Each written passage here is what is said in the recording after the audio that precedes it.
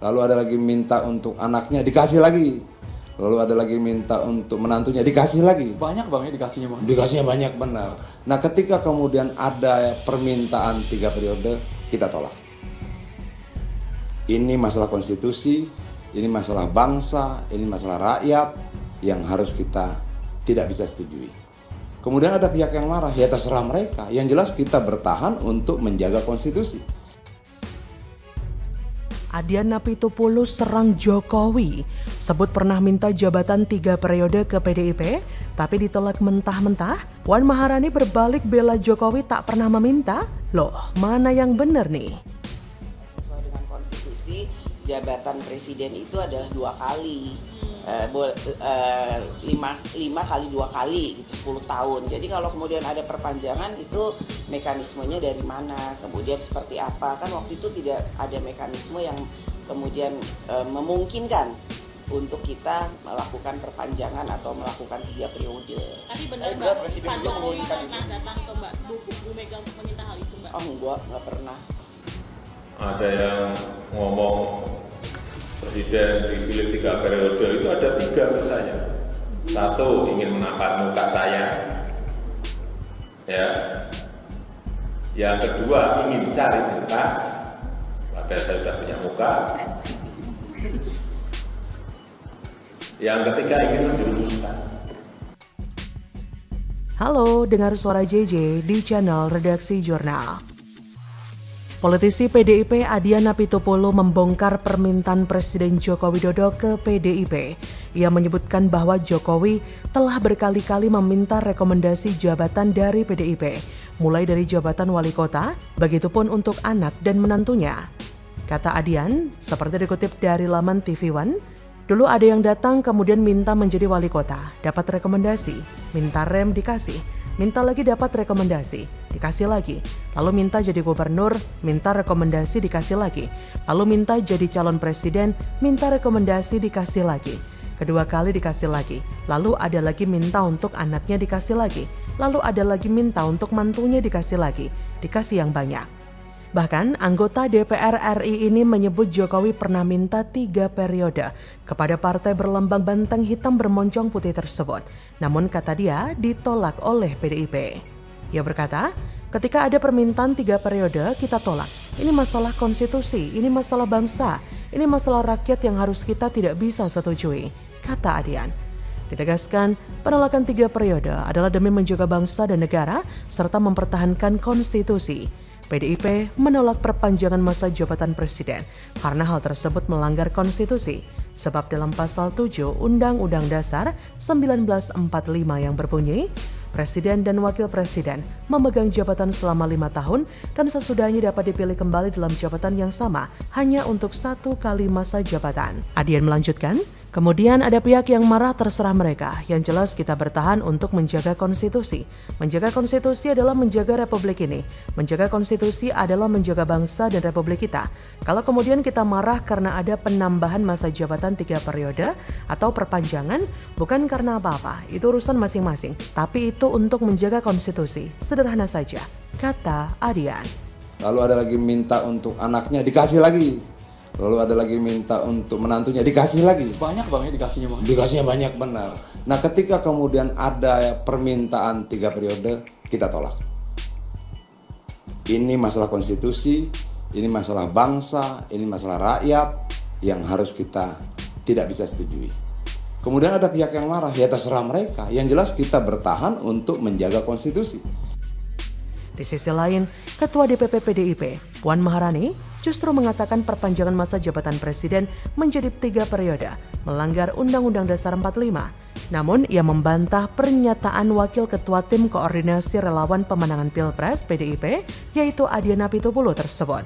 Ia menjelaskan Presiden Jokowi tidak pernah meminta ke Ketum PDIP Megawati Soekarno Putri terkait jabatan 3 periode. Kata Puan Maharani, nggak pernah setahu saya, nggak pernah beliau meminta untuk perpanjangan 3 periode. Ketua DPR itu menegaskan masa jabatan Presiden RI diatur maksimal selama 2 periode. Konstitusi tidaklah mengatur 3 periode ataupun perpanjangan masa jabatan Presiden selama 3 tahun. Kata Puan, Kalau kemudian ada perpanjangan itu mekanismenya dari mana? Kemudian seperti apa? Waktu itu kan tidak ada mekanisme yang kemudian memungkinkan untuk kita melakukan perpanjangan atau melakukan 3 periode.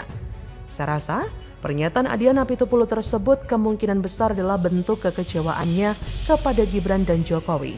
Dan kemungkinan dijadikannya Gibran sebagai cawapres Prabowo adalah sebuah keberlanjutan dari usulan 3 periode yang telah gagal itu. Who knows? Terlebih, Jokowi telah menyetujui surat permohonan izin Gibran Rakabuming Raka untuk maju sebagai cawapres pendamping Prabowo. Restu Jokowi tersebut tertuang melalui surat Menteri Sekretaris Negara tertanggal 24 Oktober. Surat persetujuan itu disampaikan setelah Gibran mengajukan surat permohonan kepada Jokowi. Melihat hal ini, tinggal pilihan siapa yang paling layak menjadi presiden.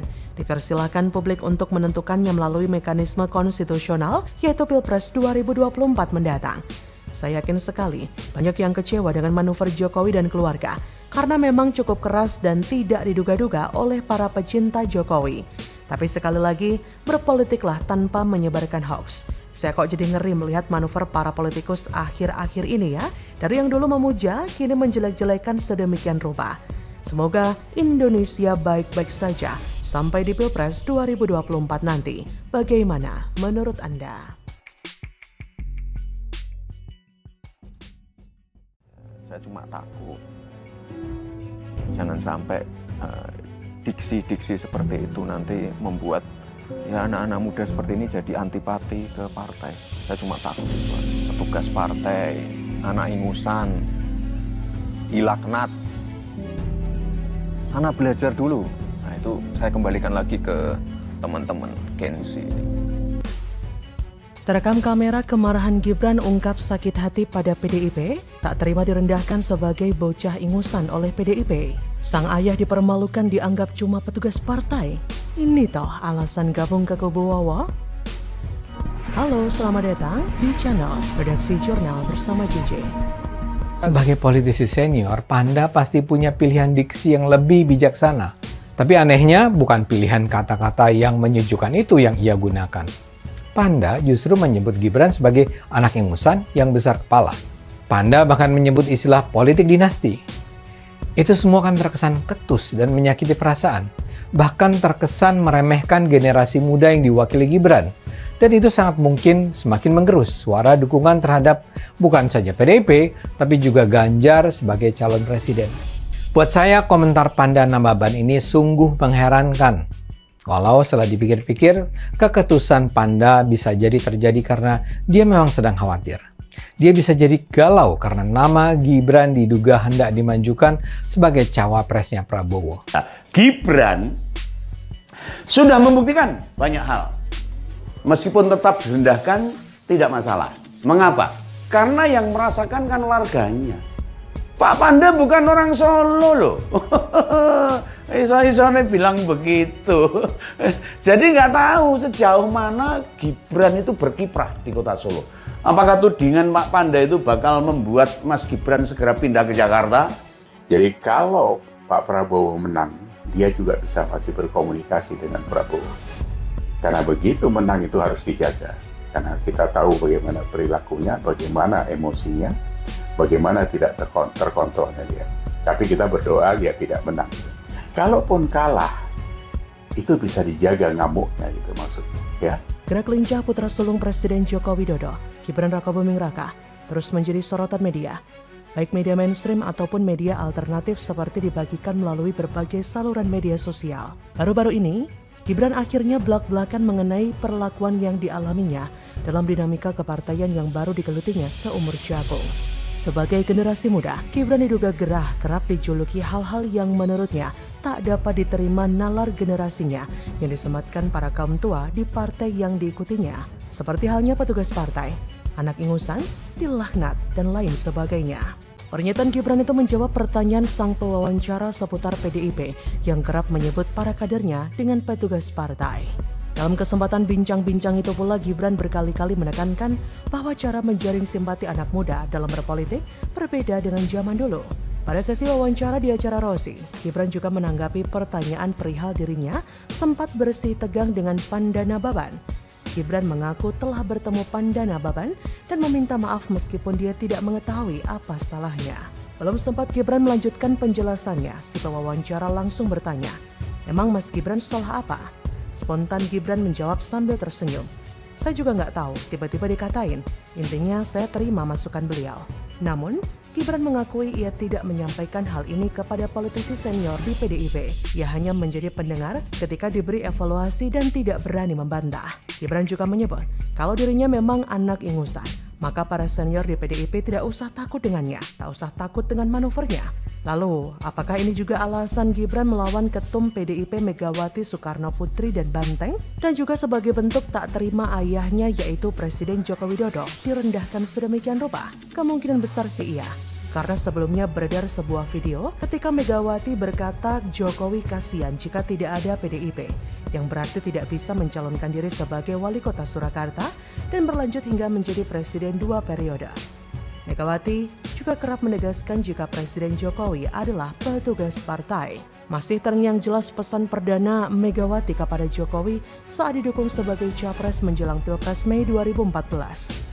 Saat itu Mega mendeklarasikan Jokowi menjadi capres dari PDIP dengan tetap berstatus sebagai petugas partai.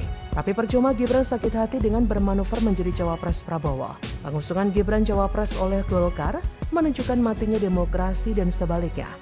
Tumbuhnya politik dinasti, Golkar seolah melawan semangat reformasi. Publik akan kecewa dan marah atas keputusan Golkar memilih putra sulung Presiden Jokowi itu sebagai cawapres. Jika Gibran menjadi cawapres, maka bisa melakukan cuti dari jabatannya sebagai wali kota. Hal tersebut tertuang dalam Undang-Undang PKPU. Pada pasal 15 PKPU nomor 19 tahun 2023, penjabat presiden, wakil presiden, menteri, pimpinan dan anggota MPR, pimpinan dan anggota DPR, pimpinan dan anggota DPD, gubernur, wakil gubernur, bupati, wakil bupati, wali kota, dan wakil wali kota tidak perlu mengundurkan diri jika mencalonkan sebagai capres atau cawapres. Tapi kemungkinan hadir akan ada aspek lain yang mungkin terjadi jika Gibran benar-benar maju sebagai cawapres Prabowo. Gibran sendiri merupakan kader dari PDIP, sementara PDIP sudah mengumumkan paslonnya di Pilpres 2024 yaitu Ganjar Pranowo dan Mahfud MD. Gibran menjadi wali kota Solo pada Pilkada 2020 melalui PDIP. Jika PDIP mempersoalkannya, maka akan timbul masalah lain. Bagaimana menurut Anda?